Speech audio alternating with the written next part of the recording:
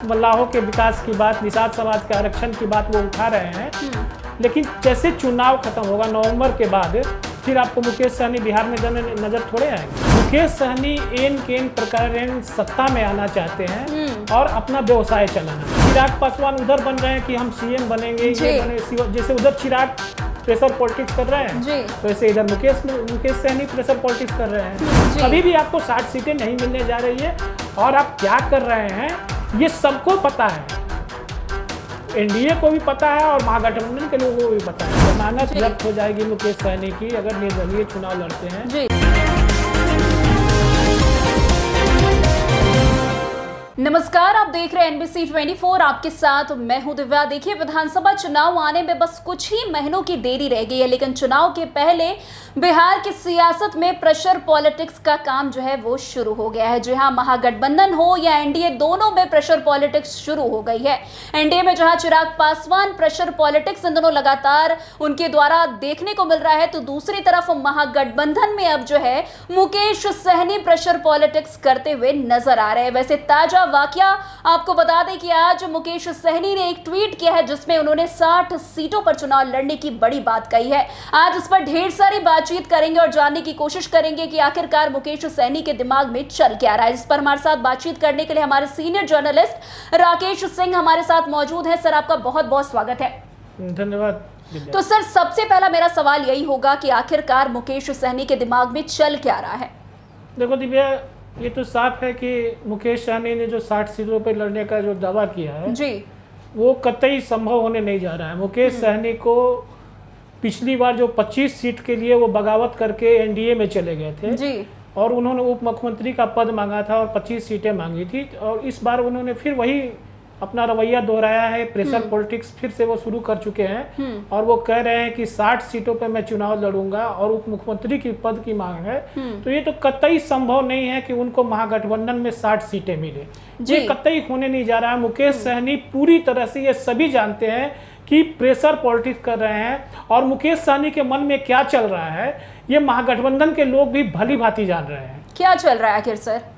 वही चल रहा है जो पिछली बार उन्होंने दोहराया है। मुकेश सहनी बेसिकली व्यवसायी हैं, व्यवसाय करना उनका काम है और व्यवसाय में बार्गेनिंग उनकी शुरू से नीति रही है। पिछली बार उन्होंने 25 सीटें मांगी, उप मुख्यमंत्री का पद मांगा, वो उन्हें नहीं मिला। लास्ट में तेजस्वी पे ही आरोप लगा के कि उन्होंने पीठ में खंजर घोंपा, मेरे साथ विश्वासघात किया और वो चले गए एनडीए में।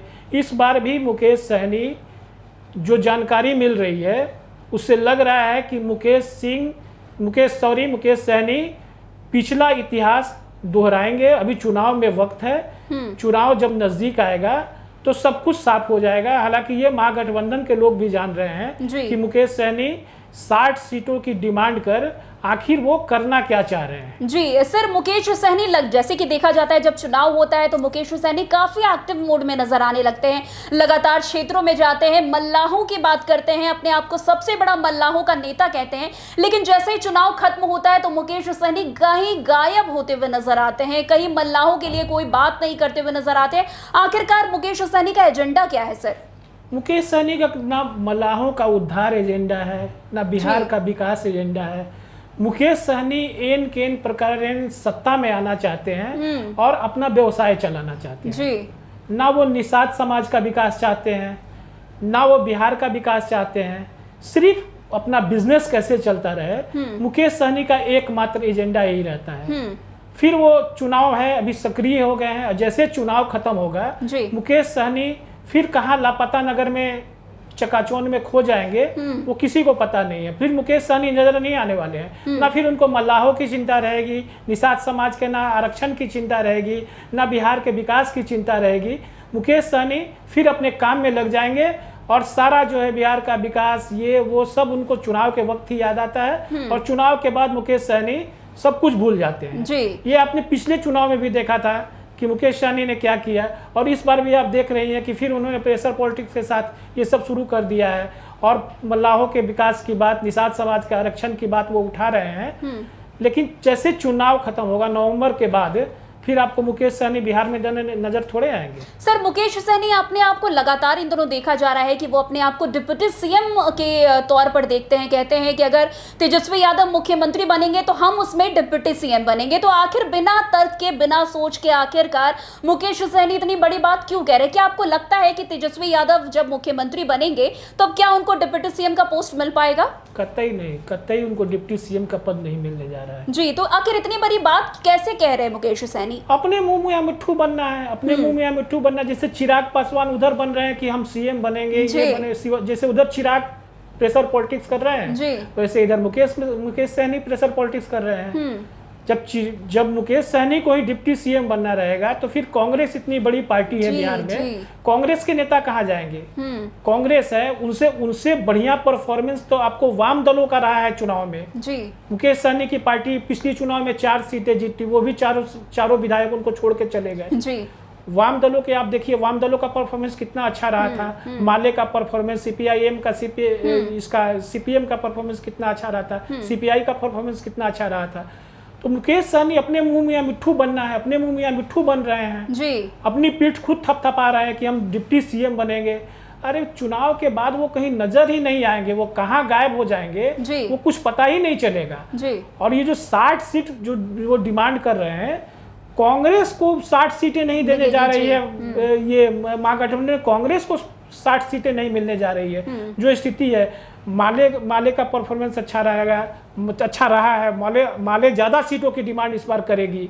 सीपीएम है, सीपीआई है, वो ज्यादा सीटों की डिमांड करेगी। पार्टी को आखिर कैसे इतना इस बार रालोजपा भी आ गई है महागठबंधन में। रालोजपा भी अपने लिए सीटों की डिमांड करेगी, उसको भी संतुष्ट करना है। तो कहां से मुकेश सहनी को 60 सीटें दे दिया जाएगा? ये मुकेश सहनी सिर्फ प्रेशर पॉलिटिक्स कर रहे हैं, तेजस्वी की टेंशन बढ़ा रहे हैं और वो कुछ नहीं कर रहे हैं। और ये सब कोई जान रहा है, तेजस्वी भी जान रहे हैं और कांग्रेस के नेता भी जान रहे हैं कि मुकेश सहनी आखिर करने क्या वाले हैं। सर, प्रेशर पॉलिटिक्स जैसे कि एक तरफ तो चिराग पासवान कर रहे हैं, तो उनको ये उम्मीद है कि अगर वो प्रेशर पॉलिटिक्स करेंगे तो कहीं ना कहीं उनको ज्यादा सीटें मिल सकती है। तो मुकेश सहनी को क्या ऐसा लग रहा है कि जब वो अगर प्रेशर पॉलिटिक्स करेंगे तो शायद आरजेडी को ऐसा लगे कि भाई इनको ज्यादा सीट दे देनी चाहिए? ऐसा उनको लग रहा है क्या? आरजेडी कैसे दे देगी उनको ज्यादा सीटें? आरजेडी जान रही है कि उनका जनाधार बिहार में क्या है। कोई छुपा हुआ थोड़े है कि मुकेश सहनी का जनाधार बिहार में क्या है। मल्लाहों का नेता होने का वो दावा करते हैं, निषाद समाज का नेता होने का दावा कर रहे हैं। बिल्कुल।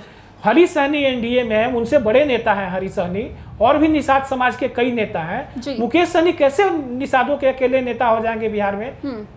निषाद का जो वोट प्रतिशत है उस पर पूरे कब्जा थोड़े मुकेश सहनी का है।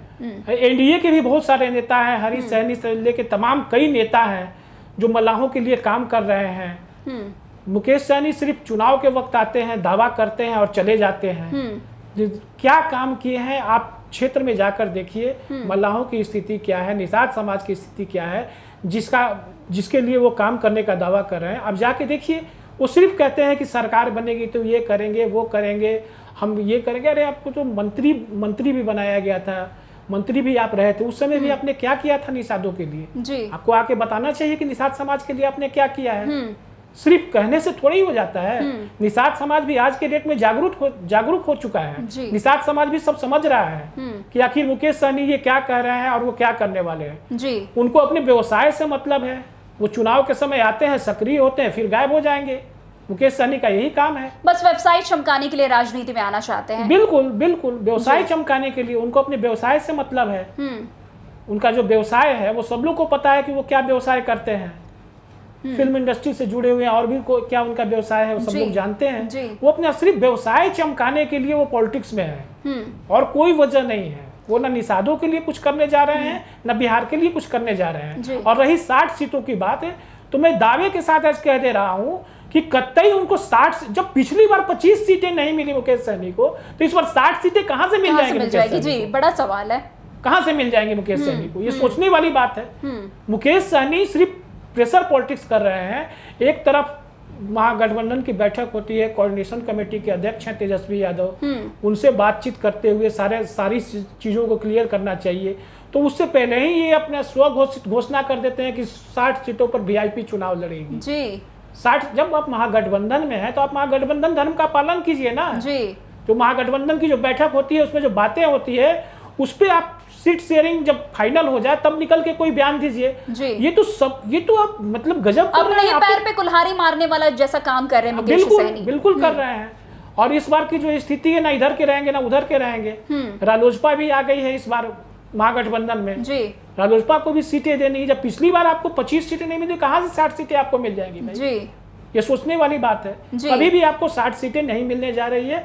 और आप क्या कर रहे हैं ये सबको पता है, एनडीए को भी पता है और महागठबंधन के लोगों को भी पता है कि आप आगे चल के क्या करने वाले, आपकी रणनीति क्या है। जी सर, मुकेश सहनी का देखा जाता है अगर 2020 चुनाव की बात करें, विधानसभा चुनाव की बात करें, तो उस समय वो पहले एनडीए के पास गए। एनडीए से जब उन्हें प्रॉफिट नहीं मिला तो वो फिर महागठबंधन की तरफ आ गए। ऐसा उनका देखने को मिलता है, डगरा के बैगन जैसे उनकी कुछ स्थिति रही। क्या इस चुनाव में इस बार अगर उनको महागठबंधन से 60 सीटों मतलब 60 सीट नहीं मिलती है तो क्या एक बार फिर से वो एनडीए की तरफ जा सकते हैं? ऐसा कुछ ऐसा संभव है जी। मुकेश सहनी सही में डगरा के बैगन है, इधर उधर लुढ़कते रहते हैं। जिधर उनका फायदा होता है उधर चले जाते हैं, जिधर फायदा नहीं होता है उधर से 10 आरोप लगा के उधर का पाला बदल देते हैं जी।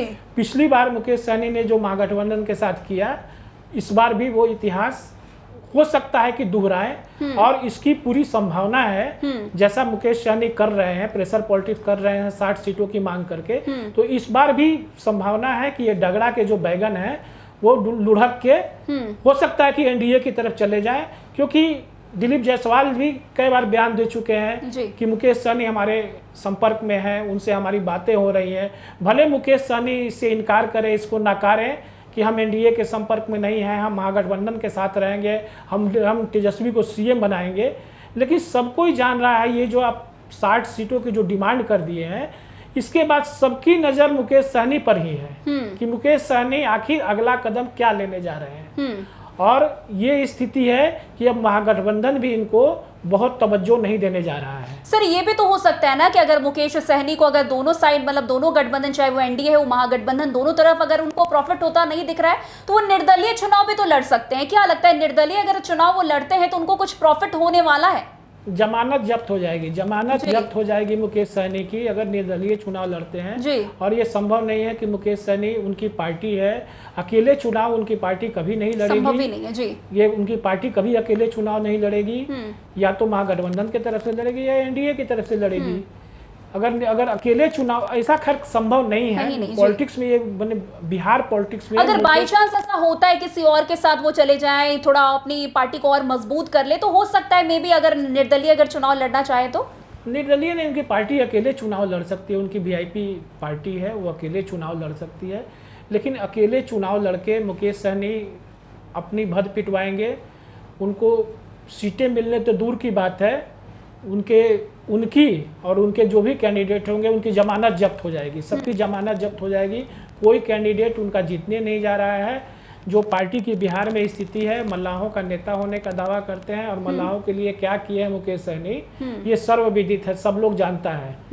हरी सहनी से ही पूछ लीजिए, हम नहीं कर रहे हैं, ये हरी सहनी उनकी पोल खोलते रहते हैं हमेशा कि उन्होंने मल्लाहों के लिए क्या काम किया है। और भी निषाद समाज के बड़े नेता हैं, वो उनकी पोल खोलते रहते हैं कि मुकेश सहनी ने निषादों के लिए क्या किया है, और ये सब लोग जानते हैं, हम ये नहीं कर रहे हैं। ये हरी सहनी जी भी कहते हैं, जो मंत्री हैं बिहार सरकार के, उनसे भी आप जाके पूछ लीजिए उनकी सच्चाई क्या। आप कहेंगे कि वो मुकेश सहनी, हरी सहनी अपोजिशन में है तो हमारी तो बुराई करेंगे ही भाई। तो आप और भी तो निषाद समाज के लोग हैं, उनसे भी पूछ लीजिए कि आपने निषादों के लिए क्या किया। लेकिन सर मुकेश सहनी तो बार बार बोलते हैं कि मैंने निषादों के लिए बहुत कुछ किया, मल्लाहों के लिए बहुत कुछ किया, अगर मैं सरकार में आ जाऊंगा तो मैं और भी उनके लिए बहुत कुछ करूंगा। तो ये सिर्फ ढंगोसलाबाजी है। बिल्कुल ढंगोसलाबाजी कर रहे हैं मुकेश सहनी जी। सरकार में उनको मौका तो मिला था, सरकार में तो मंत्री बने थे वो, आखिर क्या किए वो? उनके जो 4 विधायक थे उनको तो वो संभाल नहीं पाए जी। चारों विधायक उनको छोड़ के चले गए। मल्लाहों की तो बात छोड़ दीजिए, अपनी पार्टी के विधायक को नहीं संभाल पा रहे हैं, वो निषाद समाज को क्या संभालेंगे जी? निषाद समाज को मुकेश सहनी क्या संभालेंगे? अपनी विधायकों को नहीं संभाल पा रहे हैं, अपने विधायक उनके छोड़ के चले गए जी। और फिर जो है, जब उस समय तरह तरह के आरोप लगा रहे थे, आज फिर मुकेश सहनी वही दोहराने जा रहे हैं जो उन्होंने पिछले विधानसभा चुनाव 2020 विधानसभा चुनाव में जो उन्होंने किया था। पूरी संभावना है कि मुकेश सहनी वही दोहराने जा रहे हैं, क्योंकि 60 सीट तो दूर की बात है, मुकेश सहनी को 30 सीटें भी मिल जाए तो बहुत है, और वो भी मिलने नहीं जा रही है। जी, बहुत बहुत शुक्रिया सर हमारे साथ जुड़ने के लिए।